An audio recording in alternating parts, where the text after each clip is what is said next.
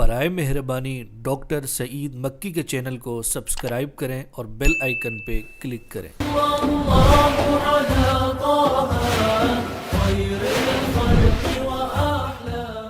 الحمد للہ رب العالمین والصلاة والسلام علی اشرف المرسلین وعلی آلہ وصحبہ اجمعین وبعد۔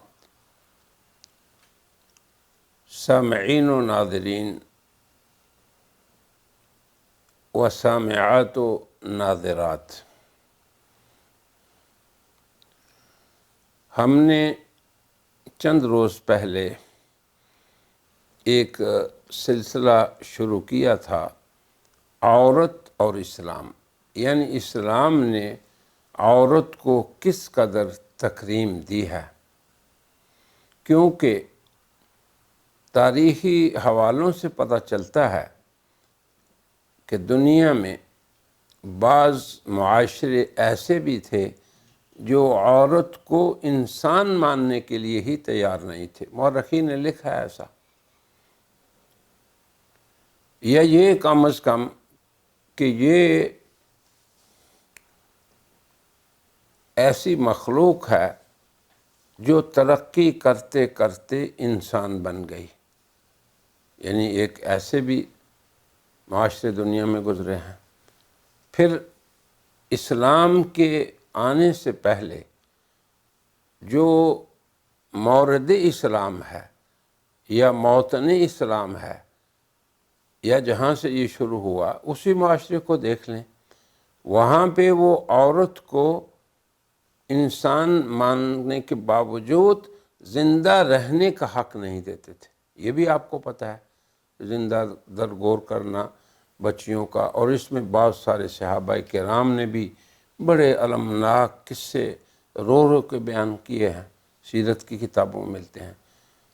تو ہم نے اسلام میں عورت کے حقوق پہ جو ایک لیکچر دیا، وہ یوٹیوب میں ڈالا گیا، تو وہ 8 مارچ کی ہی تاریخ تھی، اور اس تاریخ میں دنیا جو فتنوں کا دور ہے، ملمہ سازی کا دور ہے، مکر و فریب کا دور ہے، اور یہ دور انسانیت پہ مظلومیت کا دور ہے۔ اس دور میں حقائق کو مسخ کر کے یا انہیں لفاظی اور جذاب نعروں کے لبادہ میں، پردہ میں مستور کر دیا جاتا ہے۔ اس دور میں سے ہم گزر گئے، تو قدرتی طور پہ ہم نے پھر بہت سے 8 مارچ کو ایسے نعرے، ایسے پلے کارڈ اور ایسی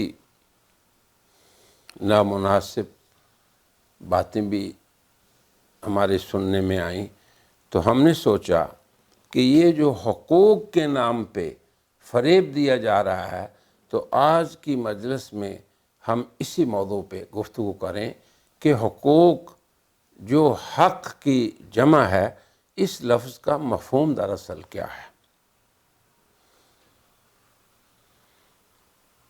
کہ حقوق کے نام سے اور اس جذاب نعرے سے کہ عورت کے حقوق، اس لفظ سے کس قدر بیچاری عورت کو دھوکہ دیا جا رہا ہے۔ پہلے اس کے یہ سمجھ لیں کہ اللہ تعالی جو خالق بشر ہے، خالق انسان ہے، خالق الارض والسماء ہے، اور ملکوت السماوات والارض کا مالک ہے، اور اس نے انسان کو پیدا کرنے کے بعد ایک نظام کے ساتھ جوڑ دیا ہے۔ اس پہ بھی ہم بعد میں بات کریں گے، لیکن پہلے یہ بتائیں کہ انسان فطری طور پہ مدنی الطبع ہے، یعنی وہ دوسروں کے ساتھ ہی رہتا ہے اور ان کے بغیر نہیں رہ سکتا ہے۔ اب آپ خود دیکھیں کہ اللہ تعالیٰ نے خلقکم من نفس واحدہ، ایک جان سے پیدا کیا، مگر اس دنیا میں نہیں بھیجا جب تک کہ وَخَلَقَ مِنْهَا زَوْجَهَا، اس کا جوڑا اسی سے نہیں پیدا کر لیا۔ اب آپ دیکھیں کہ اللہ تعالیٰ جانتا تھا کہ یہ انسان اکیلے نہیں رہ سکتا، تو پھر جب تک جوڑا نہ پیدا ہوا اس دنیا کو بسا ہی نہیں گیا انسان سے۔ لہٰذا اس کی فطرت ہے مدنیت پن، یہ اس کی فطرت ہے۔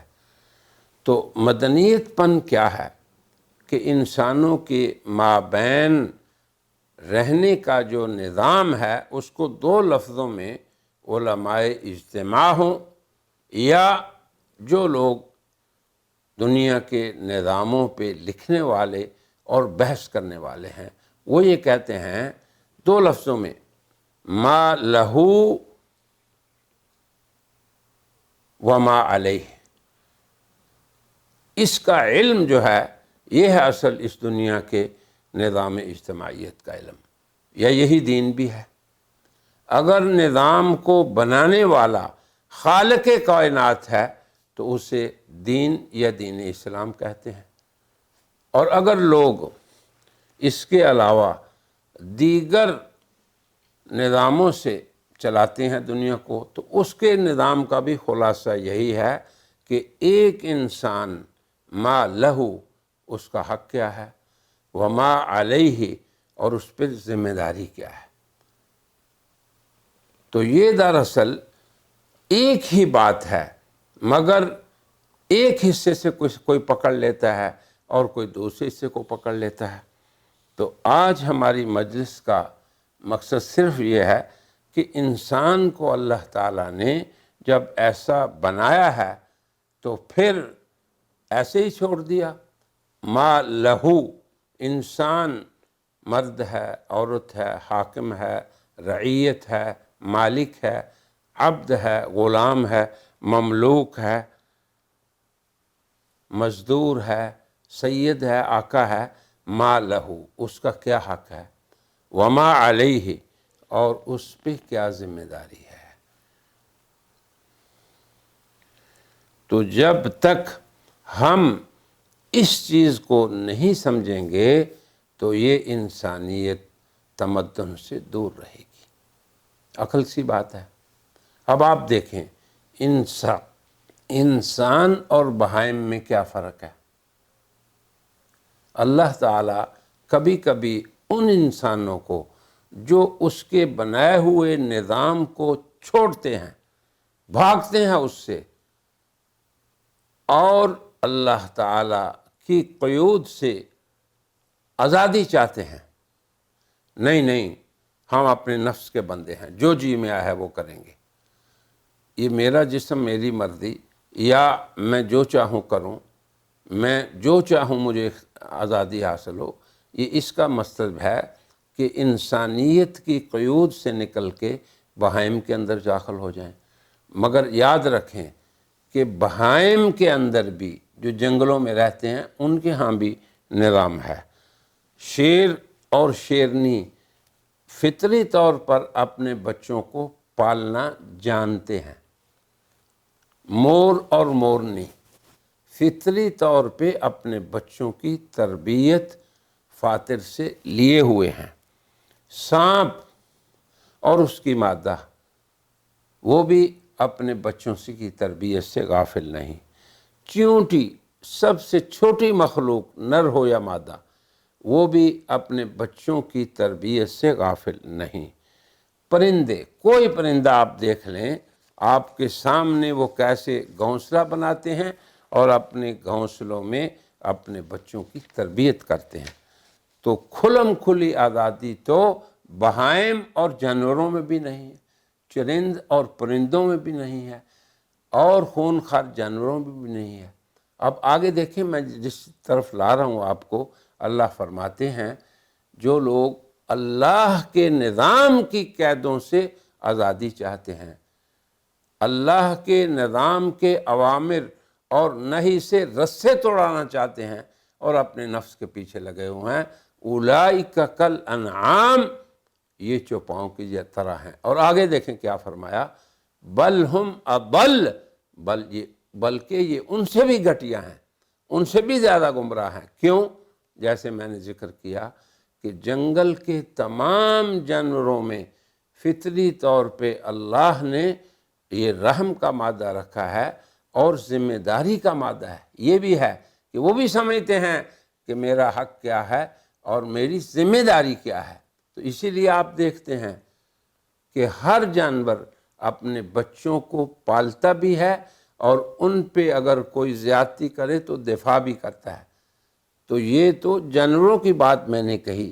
اسی لیے اللہ نے فرمایا کہ جو لوگ بالکل اللہ کے بنائے ہوئے فطری نظام سے جان چھوڑاتے ہیں، اس سے بھاگتے ہیں، اس سے آزادی چاہتے ہیں اور پھر یہ سمجھتے ہیں کہ ہم اپنے جسم کے خود مالک ہیں، خواہشات اسی کے ہم غلام ہیں، ہم کسی کے غلام نہیں، نہ اللہ کے، نہ رسول کے، نہ ملک کے نظام کے، نہ معاشرے اور سوسائٹی کی اقدار کی ہمیں کچھ پرواہ ہے۔ تو ایسے لوگوں کو اللہ نے فرمایا یہ اب جنگلی جانوروں سے اور بہائم سے بھی آگے نکل گئے، بل ہم اضل، اس سے بھی آگے نکل گئے۔ تو اب جو میں نے یہ مقارنہ جو کیا ہے اسی لیے کیا ہے تاکہ ہمیں اللہ تعالیٰ کے اس ارشاد کی سمجھ آ جائے۔ تو میرے محترم سامعین و سامعات اور ناظرین و ناظرات، یاد رکھیں کہ ایسی آزادی کہ جو کسی بھی نظام کے تابع نہیں، مسلم معاشرہ یا مسلم سوسائٹی وہ ہے جو اللہ کے وضع کردہ نظام کو عملی طور پہ اپنے اوپر لاگو کرے، حاکم بھی اپنے اوپر لاگو کرے، محکوم بھی، ما لہو و ما علیہ، یہ ہے حقوق کا مفہوم۔ ما لہو کا معنی یہ ہے کہ میرے کیا ضرورتیں ہیں، کیا میرے حقوق ہیں دوسروں پر، وما علیہ، اور مجھ پر دوسروں کو کیا حقوق ہیں۔ تو اگر اس قدر بھی انسان اس اپنے نعرے کو مکمل نہ کرے تو وہ تو پھر میں سمجھتا ہوں کہ انسانیت کے دائرے سے نکل گیا۔ اور صحیح بات ہے، اللہ تعالیٰ فرماتے ہیں لَقَدْ خَلَقْنَا الْإِنسَانَ فِي أَحْسَنِ تَقْوِيمٍ، اللہ کی مخلوق میں اللہ نے انسان کو سب سے خوبصورت شکل و صورت، قوام اور نظام اور زندگی گزارنے کا طریقہ کار عطا فرمایا۔ جب اس نے اس سے اور اس کی قیود سے اور اس کی حدود کو توڑا، ثم رددناہ اسفل سافلین، پھر سب سے گھٹیا جو دنیا کے اندر بہائم اور جانور ہیں، پھر ان سے بھی وہ گھٹیا مقام پہ چلا گیا۔ تو میرے مخاطبین حضرات، سامعین و سامعات، یہ وہ چیز تھی کہ جو ہم نے ان بعض چیزوں کا مشاہدہ کیا تو ہمارے ذہن میں آیا کہ ہم بنیادی طور پہ انسان ہیں، مسلمان ہونے سے پہلے بھی انسان ہیں، مسلمان ہونے کے بعد بھی انسان ہیں۔ ہمیں انسانیت کی حدود کے دائرے کو نہیں توڑنا چاہیے، اور اگر توڑیں گے تو اللہ تبارک و تعالیٰ کے ہاں یہ جو دوسری مخلوق جنہیں اللہ نے انعام چوپائے کہا، پھر ان سے بھی آگے گر جائیں گے۔ اب اسی بات پہ تأمل کی یہ مجلس ہے کہ ہم یہ سوچیں کہ ما لہو، کہ میرا کیا حق ہے، وما علیہ، اور میرا کیا واجب ہے۔ تو یاد رکھیں کہ حقوق کی جب بھی بات ہوگی تو وہاں پہ دو پہلو ہوں گے، دو جانب ہوں گے، دو اطراف ہوں گے۔ جب ہم یہ کہیں گے کہ عورت کے لیے کیا حقوق ہیں تو پھر یہ بھی ساتھ ہی ہوگا کہ عورت پر کیا واجب ہیں، واجبات کیا ہیں۔ اور اگر ہم کہیں گے کہ مرد کے کیا حقوق ہیں تو ساتھ ہی یہ بھی ہوگا کہ اس کے واجبات کیا ہیں۔ جب ہم یہ کہیں گے کہ حکمران اس کی رعایا پہ کیا حقوق ہیں تو ساتھ ہی دوسری یہ بات ہوگی کہ رعایا پر حکمران کے لیے کیا واجبات ہیں۔ جب ہم یہ بات کریں گے کہ ایک مالک اپنی فیکٹری میں، کارخانے میں، تجارت میں، دکان میں اس کے کچھ حقوق ہیں، تو ساتھ ہی اس کے ساتھ کام کرنے والوں پر کچھ کیا ہوگا، ان کے واجبات ہوں گے۔ تو یہی ایک انسانی نظام ہے، یہی فطری نظام ہے، اور یہی اللہ تبارک و تعالیٰ نے اسی فطرت پہ انسانوں کو پیدا فرمایا ہے۔ تو میں یہ سمجھتا ہوں کہ بات اگر ہم صرف یہ کہیں کہ میرا کیا ہے اور مجھ پر کیا ہے، تو حق کا معنی یہ ہوتا ہے کہ کیا ذمہ داری ہے آپ پر دوسرے کے مقابلے میں، اور کیا پھر آپ کے بارے میں اس پر ذمہ داری ہے۔ تو دنیا کے اندر نظام اسی چیز کا نام ہے کہ اس معاشرے، اس ملک، اس ماحول کے رہنے والے جتنے افراد ہیں، ان کی صالحیت کی بنا اس پہ ہے کہ وہ اپنے حقوق کو بھی جانیں اور اپنے واجبات کو بھی پہچانیں۔ اور اسلام سب سے پہلے اسی چیز پہ زور دیتا ہے کہ کیا زور دیتا ہے؟ رسول اللہ صلی اللہ علیہ وسلم نے فرمایا کہ ان الدین، کیا ہے دین؟ ایک کلمے میں پورے دین کا خلاصہ حضور نے فرما دیا، الدین النصیحہ، دین نصیحت ہے۔ اب نصیحت کا معنی خیر خواہی بھی آپ کہہ لیں، بھلائی بھی کہہ لیں، لیکن صحیح معنی اس کا جو لغوی ہے وہ یہ ہے کہ جیسے سوئی جس میں دھاگا ڈال کے آپ کپڑے کو سی دیتے ہیں، ایسے ہی ہم اپنے انسانی معاشروں میں ایک دوسرے کے لیے عیب کو چھپانے والے ہوں، اور جہاں سے کچھ رکھنا ہو، رکھنا اندازی کرنے والے کو اس رکھنے سے روک لیں، اور جہاں بھی کچھ عیب ظاہر ہو اس کی ستر پوشی کریں۔ یہ معنی ہے خیر خواہی کا۔ اور آگے پھر فرمایا کہ کس کے لیے خیر خواہی دین؟ تو آپ نے فرمایا للہ، اللہ کے لیے خیر خواہی۔ اور اللہ کے لیے خیر خواہی کیا ہے؟ کہ بندوں پر اللہ کا جو حق ہے وہ اسے ادا کریں۔ میں یہ مثال سے اس لیے سمجھا رہا ہوں تاکہ اس بات کو اللہ تعالیٰ کی توفیق سے ان عقلوں میں اور ان کھوپڑیوں میں داخل ہونے کا راستہ مل جائے جو انسانی تمدن اور اسلامی نظام سے اپنے آپ کو رسے توڑا کے آزاد رکھنا چاہتے ہیں۔ تو رسول اللہ صلی اللہ علیہ وسلم نے فرمایا کہ نصیحہ کس کے لیے؟ للہ۔ اب اللہ کے لیے نصیحت یہ ہے کہ اللہ کی ذات اور صفات کو پہچانا جائے، اللہ کے لیے نصیحت ہے۔ یہ اللہ کا حق ہے بندوں پہ، ان یعبدوہ ولا یشرکوا بہ، اسی کی خالص بات کریں، شریک نہ ٹھہریں اس کا۔ پھر رسول کا حق کیا ہے؟ کہ رسول اللہ صلی اللہ علیہ وسلم جو شریعت لائے ہیں اس کی اطاعت کی جائے۔ پھر آگے دیکھیں، مختصر میں بات کرتا ہوں، لِأَئِمَّةِ الْمُسْلِمِينَ، مسلمانوں کے جو ائمہ ہوں۔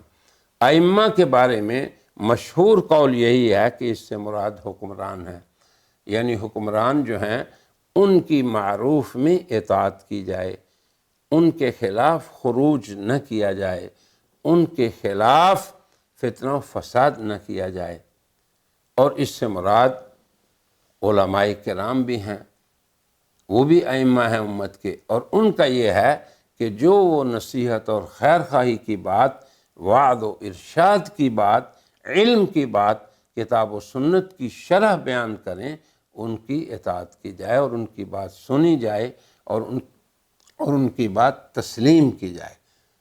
اہل شروح نے لکھا ہے کہ ائمۃ المسلمین، ان کی اطاعت کی جائے فی المعروف، اللہ کی نافرمانی نہ ہو، فی معصیہ نہ ہو، فی طاعت اللہ ہو، اللہ کی اطاعت میں، اور علماء کی، بلکہ یہاں تک لکھا کہ ان یقلدوہم، کہ عوام ان کی پوری پوری بات سن کے ان کی اتباع کریں. یہ ہے ائمۃ المسلمین. وعامتہم، اور عام مسلمانوں کے لیے بھی نصیحت، اور وہ نصیحت ان کے لیے یہ ہے کہ جو اچھائی، جو خیر آپ اپنے لیے پسند کریں وہ دوسروں کے لیے بھی پسند کریں. اب یہ بات ہم نے حقوق کے بارے میں کی کہ حقوق یا حق یہ نہیں ہے کہ میں یہ سمجھوں کہ لہو، کہ سب کچھ میرے لیے ہی ہے، وما علیہ شیء، اور مجھ پہ کچھ نہیں. تو یہ حقوق کا تصور اسلامی ہے، انسانی ہے اور فطری ہے. اور پھر جو نبی پاک صلی اللہ علیہ وسلم نے یہ فرمایا کہ دین پورے کا پورا النصیحہ، خیر خواہی ہے، اللہ کے لیے، اللہ کے رسول کے لیے، اور ائمۃ المسلمین کے لیے، وہ حکمران ہوں یا علماء ہوں، وعامتہم، اور عام مسلمانوں کے لیے. اب آپ دیکھیں کہ یہاں پہ کوئی تخصیص نہیں کی گئی مردوں کی اور عورتوں کی، بلکہ ان سب چیزوں میں، خیر خواہی میں، نصیحت میں، بھلائی میں، تکریم میں، تعظیم میں، اور جو ان کے شرعی حقوق ہیں جن کے آج اس مجلس میں ہم بیان نہیں کریں گے، ان سب میں تمام مرد و زن برابر ہیں. تو آج کی مجلس میں ہم اسی پہ اکتفا کرتے ہیں. آئندہ انشاءاللہ تعالی ہم اسلام نے عورت کی جو تکریم فرمائی اور اس کو جو حقوق دیے، وہ کسی بھی شکل میں ہو، ماں ہو، بہن ہو، بیٹی ہو، بیوی ہو، یہ تقریباً 4 ہی صورتیں بنتی ہیں، اس کو ہم بیان کریں گے. وآخر دعوانا ان الحمدللہ رب العالمین. برائے مہربانی ڈاکٹر سعید مکی کے چینل کو سبسکرائب کریں اور بیل آئیکن پہ کلک کریں.